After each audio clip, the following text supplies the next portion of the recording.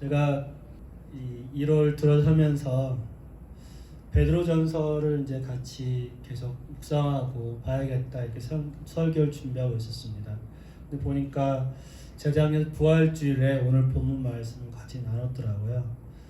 네, 그러면서 이제 사실 지난주에 메타버스 같이 들은 것은 우리가 앞으로 다가올 시대에 대해서 다시 한번 성경적으로 조명해 보자 하는 것도 있었고, 제가 좀 토요일 날은 바빴습니다. 그래서 사실 이제 저희 아이들하고 지난 성탄절 연휴에 누가 그 바닥 공사를 부탁을 해가지고 그거 살려고 했는데, 아이들 이제 등록금도 좀 보태고 용돈도 될 겸 해서 하려고 했는데 못하고, 지지난 토요일 날 같이 이제 하면서요 일을 하게 됐는데요. 일을 하고 번 돈을 이제 아내한테 맡겼습니다. 아내한테 맡겼는데 아내가 아들한테 렌트비를 홀라당 보냈더라고요. 이거 내 돈이라 생각했는데 이제 아내가 보내니까 처음에는 좀 섭섭한 마음도 있었지만, 이 아이가 이제 뭐 2월달 렌트비 걱정 안 하고 생활할 수 있으니까 그래서 감사한 마음으로 그렇게 이제 뭐 시간을 이제 보내오는데요. 사실 저의 것은 어떻게 보면 자녀들의 것이 되겠죠. 유산을 그대로 물려준다면, 그렇죠? 오늘도 사실은 하나님께서, 하나님이 구원이라는, 천국이라는, 부활이라는 여러 가지 것들을 하나님 우리에게 허락해 주셨는데, 그것이 하나님의 것이지만 사실은 예수님 안에서 우리의 것이 되었습니다. 그래서 오늘은 우리가 과연 가지고 있는 이 구원의 큰 소망들을, 또 우리가 가지고 있는 것도 얼마나 어떻게 잘 간직할 것인가, 그런 문제들에 대해서 같이 고민해 보고자 합니다. 여러분, 제가 질문 하나 던지겠습니다. 여러분 인생 가운데 가장 소중하게 간직하는 것이 무엇이 있습니까? 한번 생각해 보십시오.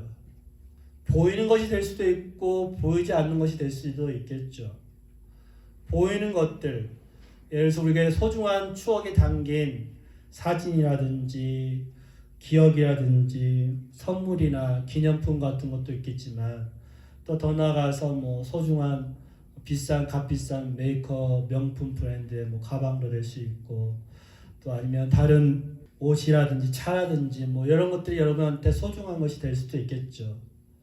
혹은 뭐 금이나 보석처럼 그런 것들이 소중한 것이 될 수도 있겠고, 오늘 본문에 나오는 것처럼 실제로 보면 금 같은 것도 결국은 녹아질 수밖에 없는데, 이러한 것들이 우리 삶 가운데 소중한 것이 될 수도 있겠지만은, 우리가 이것을 놓치지 않게 해서, 잃어버리지 않게 해서 되게 중요하게 잘 간직합니다.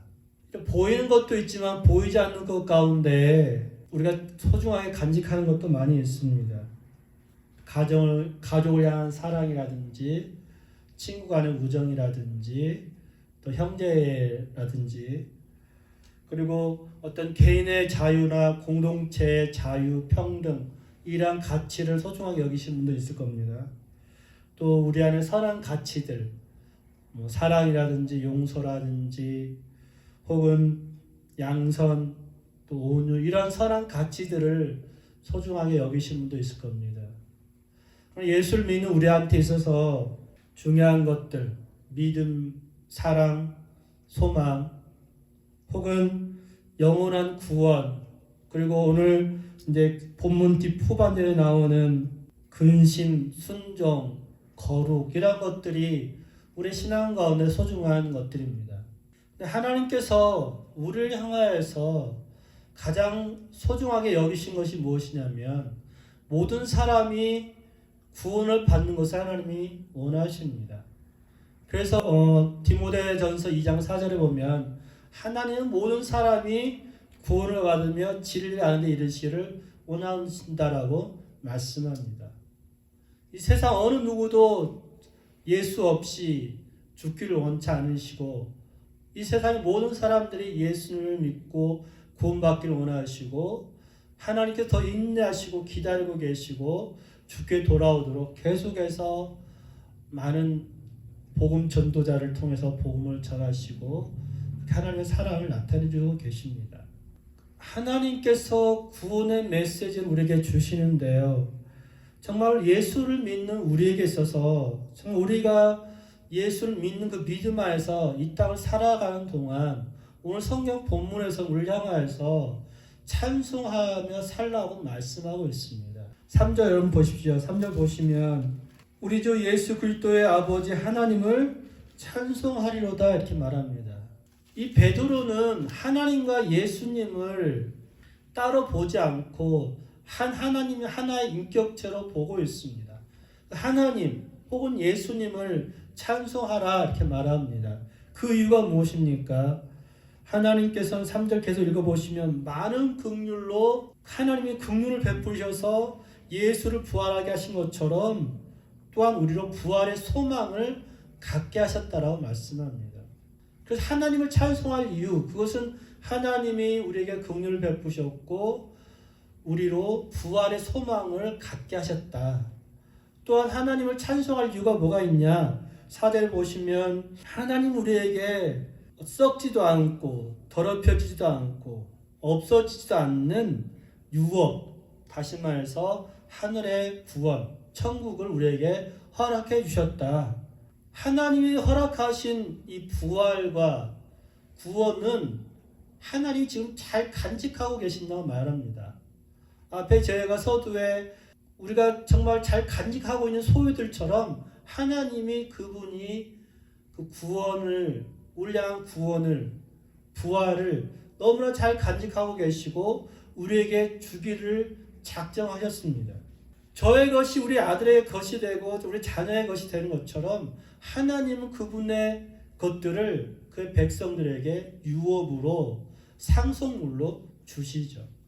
그 유업과 상속은 뺏기지 않아요. 여러분 한국과 그 서구의 이 상속세 차이점이 무엇인 줄 아십니까? 한국은 상속세가 뭐 보통 47% 이 정도 되는 것 같아요. 정확히 제가 잘 모르지만은 한국은 부모가 자녀에게 유산을 물려줄 때, 특별히 뭐 부동산 같은 거 물려줄 때 상속세를 뭐 엄청나게 물립니다. 그렇지만 제가 알기로는 캐나다 같은 나라는, 미국 같은 나라는 자녀한테 상속을 해줄 때 세금을 물지 않아요. 왜냐하면 이미 부모가 세금을 냈기 때문에 자녀한테 양도할 때는 세금을 물리지 않아요. 이 세상은 부모의 것을 세금으로 뺏어가고 가져가지만 하나님의 것은 뺏기지 않아요. 그대로 우리에게 주십니다. 그래서 하나님께서 이스라엘 백성들에게 가나안 땅을 주시겠다고 말씀하시죠. 가나안 땅을 주시겠다 말씀하실 때 이 하나님께서 그 백성이 다만 믿음으로 그 길을 걸어가기를 원하세요. 다만 믿음으로 너희가 애굽에서 나왔으니까 이제 그 가나안을 향하여서 의심하지 말고 오직 나를 믿고 그곳을 향해서 가라라고 말씀하지만 이스라엘 백성들은 믿음을 저버렸습니다. 그 가나안 땅에 있는 백성들은 너무나 장대하고 거인 같고 그래서 우리가 저들을 이길 수 없고 그 땅을 차지할 수 없습니다. 이렇게 보고하면서 믿음이 사라지죠. 어쩌면 이것이 우리가 이 땅을 살아가는 날 동안 보여준 하나의 본보기입니다. 이 땅을 살아가면서 계속 믿음으로 걸어가야 되는데 우리가 어떤 문제나 어려움에 처했을 때 그 믿음을 저버릴 수 있다는 거죠. 오늘 베드로가 이 서신을 보낸 사람들은 지난번에 제가 설명드렸던 것처럼 터키 인근에 있는 5교회, 5지역에 타루산 북쪽에 있는 5지역의 교회에게 편지를 보내면서 그들 향하여서 흩어진 나그네라고 말씀하였습니다. 이스라엘 백성들이 애굽을 나와서 광야 나그네 길을 걸어갑니다.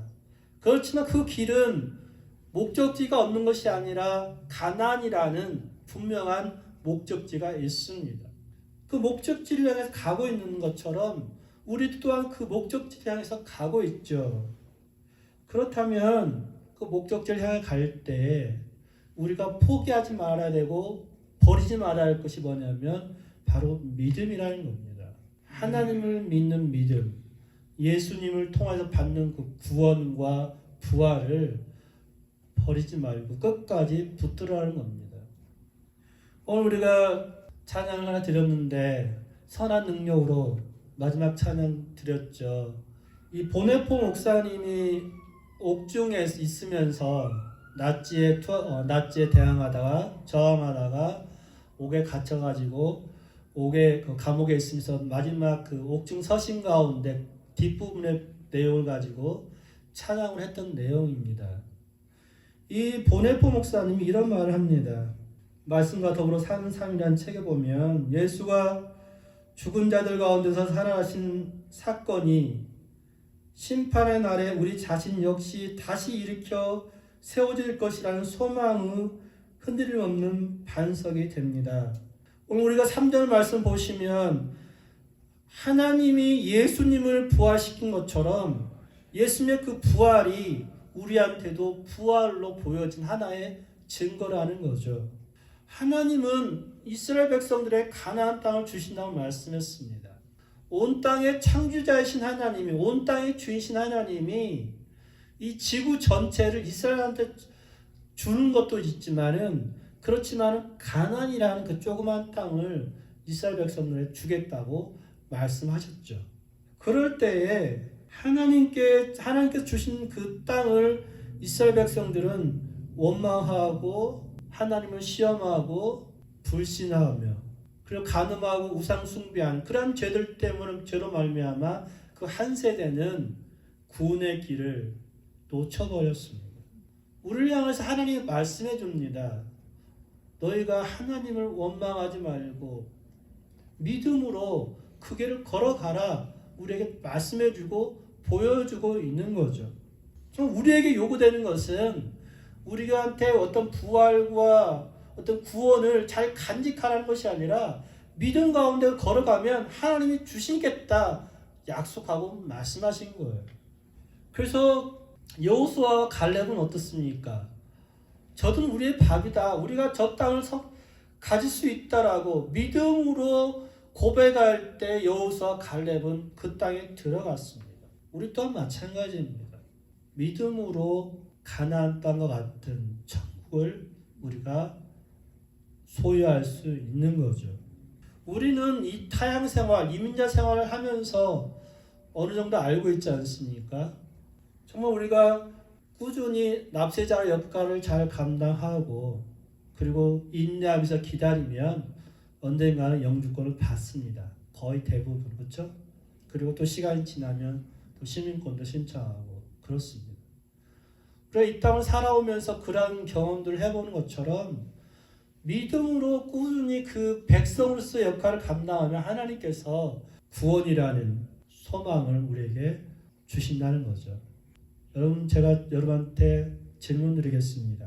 하나님의 구원의 약속, 예수님을 말미암는 구원의 약속을 정말 잘 간직하고 계십니까?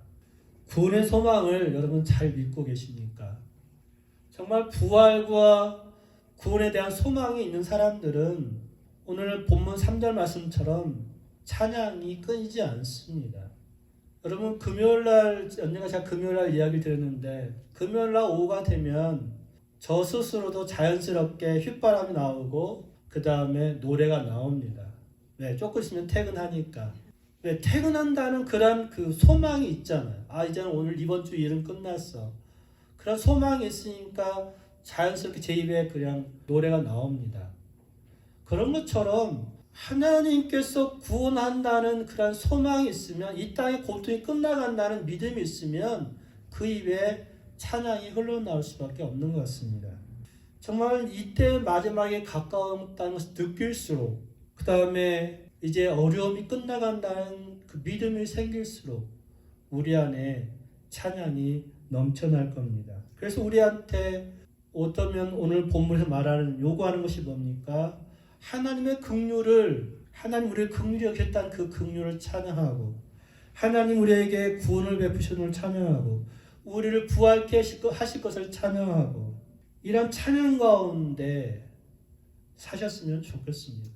물론 그렇습니다. 여러분 우리가 이 땅을 살아가면서 때로는 연약하여서 쓰러지고 넘어지고 믿음이 흔들리고 정말 예수가 있는가? 정말 이 땅에 우리가 살 자격이 있는가? 우리가 그런 가치가 있는가? 이런 여러 가지 고민이 들 때마다 어쩌면 쓰러질 수도 있고 외로울 수도 있죠. 특별히 요즘같이 코로나로 소외된 시대 속에서 교제도 없고 외로울 때, 갇혔다고 생각되어질 때, 이러한 때 오히려 여러분이 찬양하셔야지만 이러한 고난의 또 외로움의 시간들을 잘 이겨낼 수 있습니다. 어쩌면 문제가 있다는 것은 해결책이 보이기 때문에 더 좋은 걸 수도 있다는 거죠. 마치 오미크론이 빨리 확산되지만 심각하지 않고 감기처럼 변한다는 것들을 믿기 때문에 영국 같은 경우는 완전히 해제하고 유럽은 전부 다 지금 어떤 통제 같은 걸 다 해제하는 분위기로 가고 있습니다. 그런 것처럼 어떤 문제가 생겼다는 것은 오히려 어려움이 있다는 것은 그것을 해결하고 이제 자유할 수 있다는 하나의 사인이 될 수 있기 때문에 여러분 찬양하시면서 이 어려움의 시기들을 잘 극복해 나가기를 원합니다. 여러분 인생을 살아오면서 정말로 어려웠던 시기를 극복한 일들이 있었을 겁니다. 저 개인적으로도 마찬가지입니다. 돈 한 푼 없이 결혼하고 그 다음에 정말 거의 빈털터리로 캐나다 왔지만은 이 교회 사역을 밴쿠버에서 교회 사역에 대한 문제와 부딪히고 어려움을 겪을 때 그냥 이 포센존으로 도망치듯이 피난 오듯이 왔습니다. 그런 속에서 공동체 살면서 제가 살았던 공동체는 인터넷도 안 되고 정말 갇혀 있었던 것 같은 느낌이 듭니다. 갇혀 있는 것 같고 내가 할 수 있는 것도 아무것도 없고 심지어 비자가 만료되는데 다시 한국에 돌아갈 만한 비행기 값도 없고 한국에 가면 정착할 집도 없고 새 자녀와 가족을 어떻게 내가 부양할 것이고 거기서 내가 어떻게 사역할 것인가.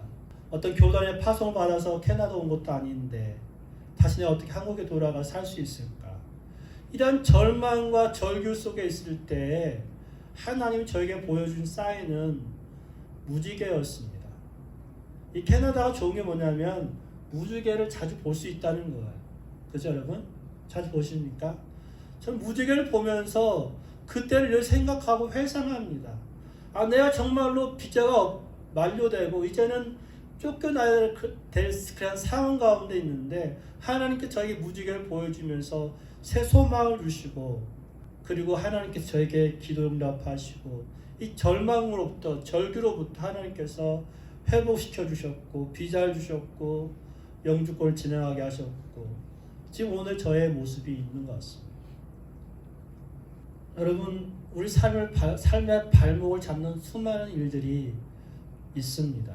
관계 때문에 재정 때문에 정말 이런 많은 일들이 있지만 이것이 오히려 다시 하나님의 그 선한 능력을 경험할 수 있는 볼 수 있는 기회입니다. 우리 5절 말씀 같이 한번 읽겠습니다. 너는 말세에 나타내기로 예비하신 구원을 얻기 위하여 믿음으로 말미암아 하나의 능력으로 보호하심을 받았느니라. 아멘. 보넬포 목사님은 감옥에 있으면서 하나님의 선한 능력 그것을 의지하고 바랐던 것처럼 오늘 하나님께서 5절에 보시면 하나님의 능력으로 보호하셨다라고 말씀합니다. 그 보호하심은 우리의 삶의 부분이 또 있겠지만 구원과 혹은 우리의 부활하신 그 약속을 하나님 보호하시고 우리의 믿음을 보호하시고 지키신다라고 하나님이 말씀하고 있습니다. 여러분 다시 한번 돌아보십시오. 내가 정말 하나님의 믿음, 하나님 나에게 주신 믿음 잘 지키고 간직하고 있는가? 만약 그렇지 않다면 하나님 저에게 이 믿음을 주시고 하나님 내가 하나님을 철저히 신뢰하게 해주십시오. 기도했으면 좋겠습니다. 제가 베드로전서를 하면서 매 주일마다 시편 말씀 한 구절씩 한 장씩 같이 나누면서 기도를 해야겠다 이런 생각을 갖고 설교를 준비하는데요. 오늘 시편 대신에 스바냐 3장 14절부터 17절 말씀 우리 같이 듣고요. 두 번째 설교 이어서 듣도록 하겠습니다. 스바냐 3장 14절부터 17절입니다. 시온에 따라 노래할지어다. 이스라엘아 기쁘게 부를지어다. 예루살렘 따라 전심으로 기뻐하며 즐거워할지어다. 여호와가 내 형벌을 제거하였고 내 원수를 쫓아냈으며 이스라엘 왕 여호와가 내 가운데 계시니 내가 다시는 화를 당할까 두려워하지 아니할 것이다. 그날의 사람이 예루살렘에 이르기를 두려워하지 말라 하시오나 내 손을 늘어뜨리지 말라. 너의 하나님 여호와가 너의 가운데에 계시니 너는 구원을 베푸실 전능자이시라. 그가 너로 말미암아 기쁨을 이기지 못하시며 너를 잠잠히 사랑하시며 너로 말미암아 즐거이 부르며 기뻐하시리라 하리라. 아멘. 우리 하나님은 우리에게 구원을 베푸시는 전능자이십니다. 전능하신 하나님께서 그 자녀를 보시면서 기뻐하고 또 기뻐하신다는 말씀하고 있죠. 그래서 우리가 기뻐할 이유가 있는 거죠. 하나님께서 구원의 약속을 믿는 우리에게 기뻐하며 살 수 있도록 허락해 주셨습니다. 왜냐하면 하나님께서 우리를 순간순간 보호하시기 때문에 그렇습니다. 6절 말씀, 7절 말씀 여러분 보시면 모든 말씀 보았지만은 여러분 지금 오늘 성경 본문을 읽고 있는 수신자들의 삶은 그리 썩 편한 삶은 아닙니다. 로마의 핍박 가운데 있고 예수 믿는 것 때문에 핍박 가운데 있고 사회로부터 외면당하고 어떤 경제 제도에 들어올 수 없는 그러한 어려움 가운데 핍박 가운데 살고 있습니다. 그래서 그 성도를 향하여서 너희한테 핍박이 없을 것이다, 고난이 없을 것이다 말하지 않아요. 너에게 비록 고난과 핍박이 있을 거지만 그렇지만 분명은 하나님이 지키시고 보호하시고 하나님께서 구원의 길을 여실 것이다 라고 베드로는 말씀하고 있습니다. 왜냐하면 베드로가 그러한 것들을 경험했기 때문에 그렇습니다. 한번 베드로의 믿음을 한번 돌아보십시오, 여러분. 베드로도 우리와 똑같은 연약한 사람입니다. 베드로가 몇 번 예수님 부인했습니까? 베드로 똑같이 3번이나 예수님 부인했습니다. 요한복음 13장 37절 38절을 보면 내가 목숨까지도 버리겠습니다. 예수님을 위해서 목숨까지도 버리겠습니다라고 말할 때에 예수님께서는 네가 나를 3번 부인할 것이다 라고 말씀합니다. 똑같이 예수님 말씀처럼 베드로는 3번이나 예수님 부인하죠. 이런 연약한 제자들을 위해서 예수님께서 기도를 하세요. 우리 요한복음 17장 한번 펴보시겠습니까? 제자들을 위한 기도가 있는데요. 그 가운데 20절 말씀 같이 읽도록 하겠습니다. 요한복음 17장 20절 말씀입니다.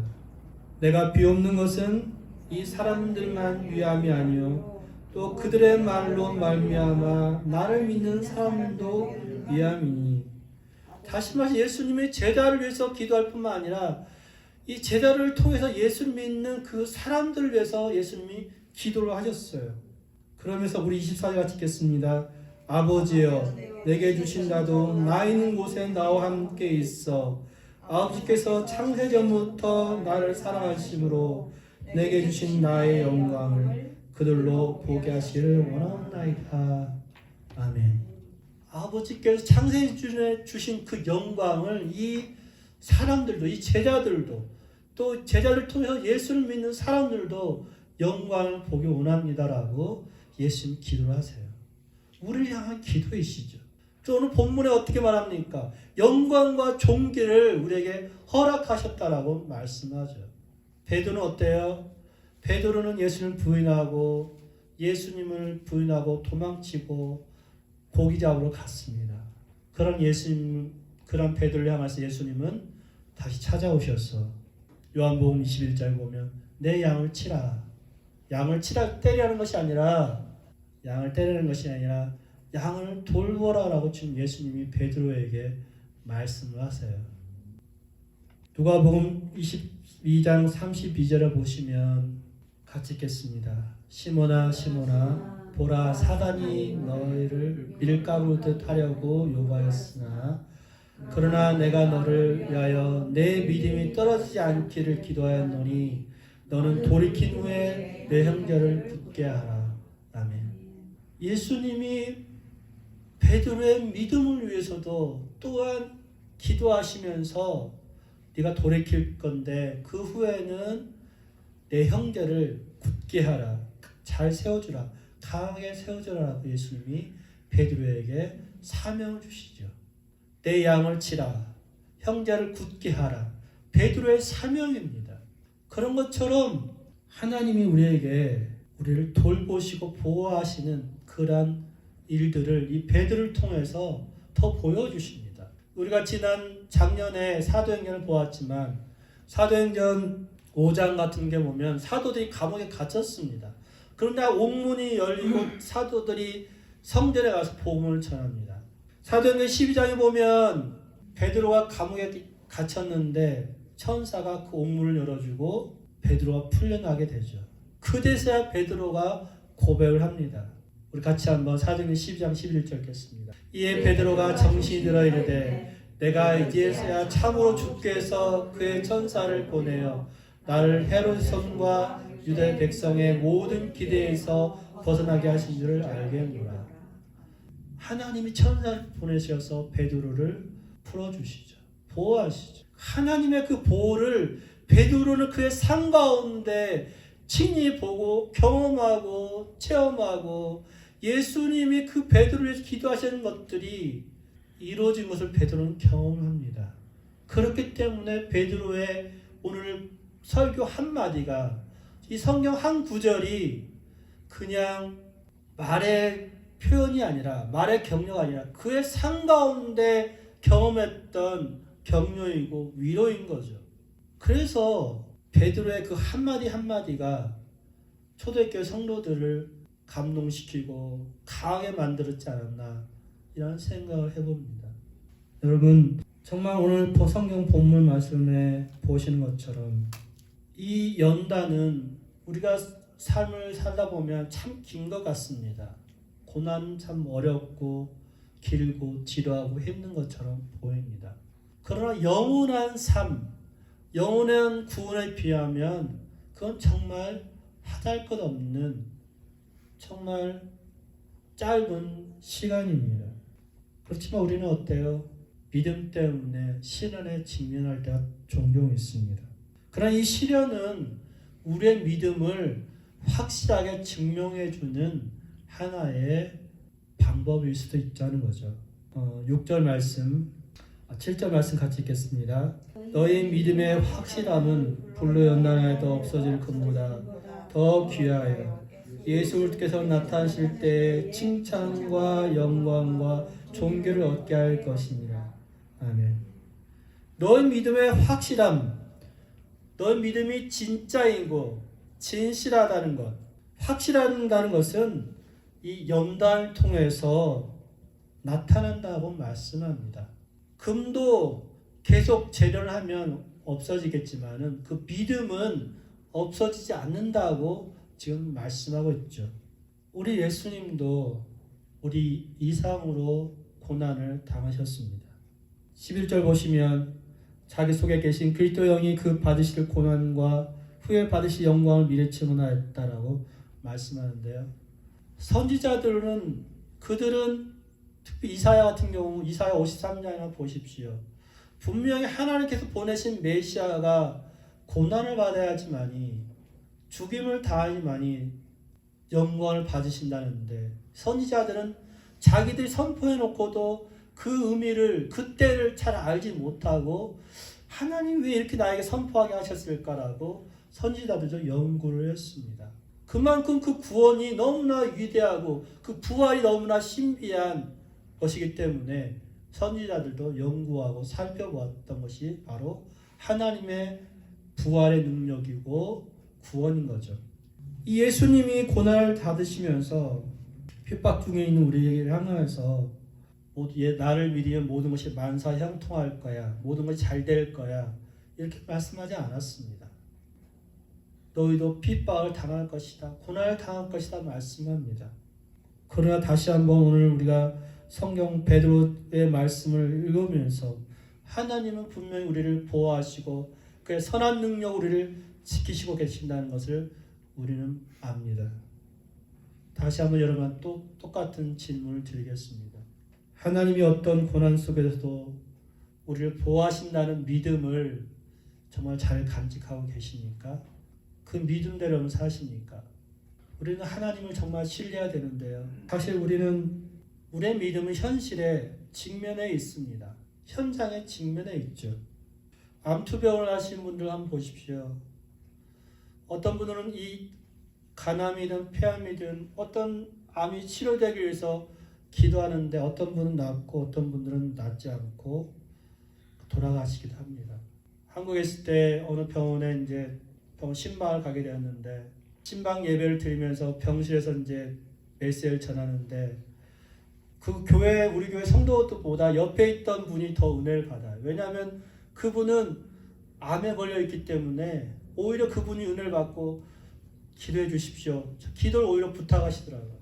그분한테는 그것이 너무나 암 치료 너무나 절박하고 중요한 거이기 때문에 그렇죠. 그분한테는 하나님이 치유하실 것을 믿음으로 고백하지만 정말 하나님이 치유하실지 안 하실지는 알 수 없기 때문에 두려움이 그의 삶을 붙들고 있습니다. 요즘 저 주위에 제 아는 분들 중에 몇 분들이 이제 나이가 드셔서 돌아가셨습니다. 이 죽음이라는 것은 때때로 자유를 주는 겁니다. 죽음이라는 것은 우리가 슬픈 일이지만 하나님 품에 안식하는, 하나님 품에 안기는 그러한 것이 죽음입니다. 그렇기 때문에 그것을 위로를 삼아야 되지만 하나님께서 내 가족을 일찍 거둬가시고 데려가신 것 때문에 하나님한테 실망하고 원망하고 믿음으로 떠난 사람들도 있습니다. 실족할 수 있다는 거죠. 그렇지만 우리는 다시 한번 믿음의 선배들이 어떻게 살았는지를 보는 것이 참 중요합니다. 우리 다니엘서 3장 16절 18절 말씀 한 구절 더 보겠습니다. 한 목소리로 같이 봉독하도록 하겠습니다. 사드락과 메삭과 아벳느고가 왕에게 대답하여 이르되 느부갓네살이여 우리가 이 일에 대하여 왕에게 대답할 필요가 없나이다. 왕이여 우리가 섬기는 하나님이 계시다면 우리를 맹렬히 타는 풀무불 가운데서 능히 건져내시겠고 왕의 손에서도 건져내시리이다. 그렇게 하지 아니하실지라도 왕이여 우리가 왕의 신들을 섬기지도 아니하고 왕이 세우신 금신상에게 절하지도 아니할 줄을 아옵소서. 아멘. 왕이 신상을 만들어 놓고 거기에 절하라고 말하는데 다니엘 세 친구들은 절하지 않습니다. 그러니까 왕이 그 세 친구들을 데려다가 회유를 합니다. 절을 하면 내가 용서해 줄게. 회유를 하죠. 그럼에도 불구하고 이 세 친구가 오늘 뭐라 말합니까? 우리는 절하지 않겠습니다. 하나님이 우리를 건드리지 않는다 할지라도 우리는 절하지 않겠습니다. 18절 말씀처럼 그렇게 하지 아니하실지라도 하나님만을 섬기겠습니다라는 그런 고백이 있는 거죠. 우리가 믿음대로 산다고 하지만 때때로 믿음 가운데 살려고 하지만은 우리는 타협하기도 하고 다른 방법을 생각하기도 하고 아니면 이렇게 해볼까 저렇게 해볼까 수많은 갈등들을 합니다. 앞에 제가 아들 이야기를 했지만은 하나님이 그 아들한테 생활비 렌트비를 주실 거라는 기도도 해보지도 않고 기도할 수 있는 기회를 제공하지도 않고 부모인 제가 그 기회를 뺏어버렸다는 생각을 하게 됩니다. 우리 예진이가 그럽니다. 그 아이도 계속 공부하는 중에 있기 때문에 너 렌트비 어떻게 할래? 물어보면 하나님이 지금까지 때마다 공부하신 것처럼 채워주시겠죠.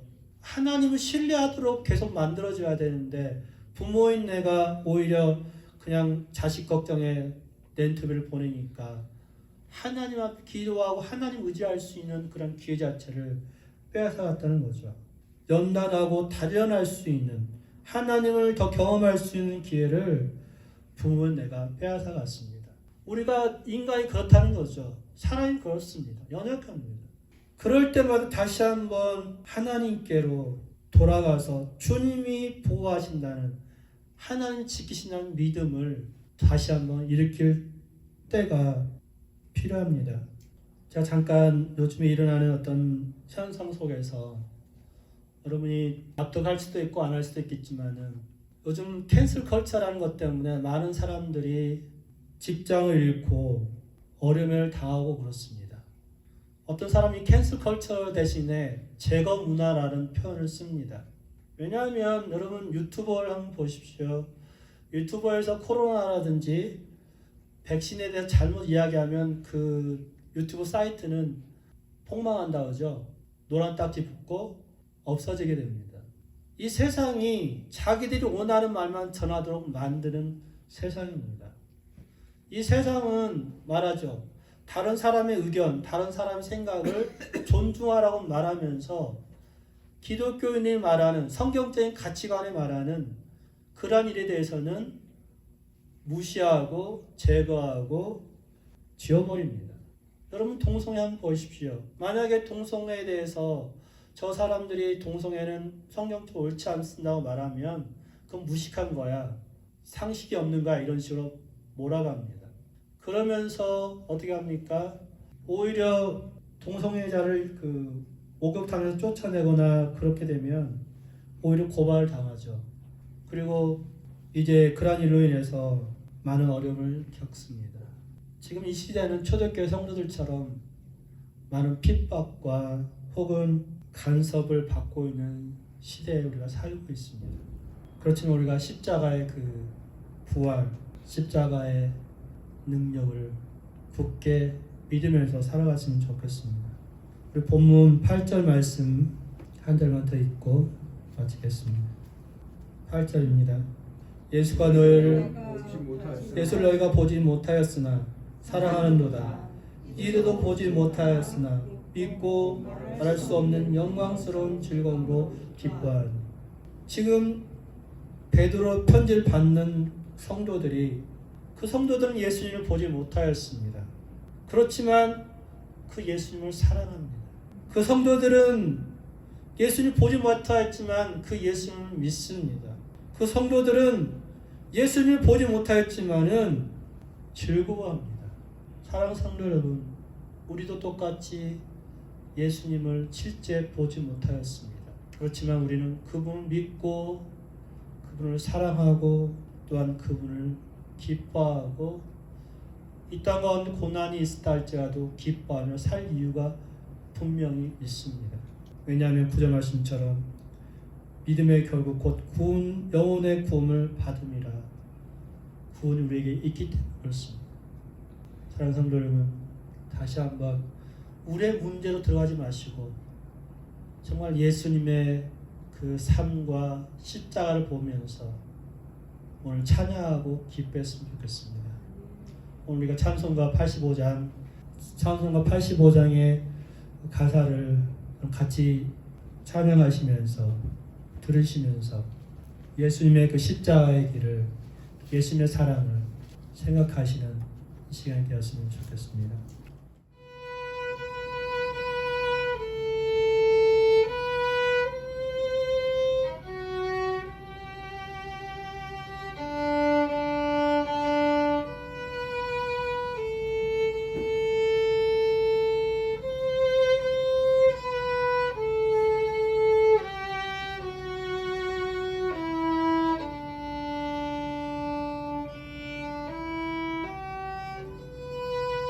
우리 1절 부르겠습니다. 구절을 생각만 해도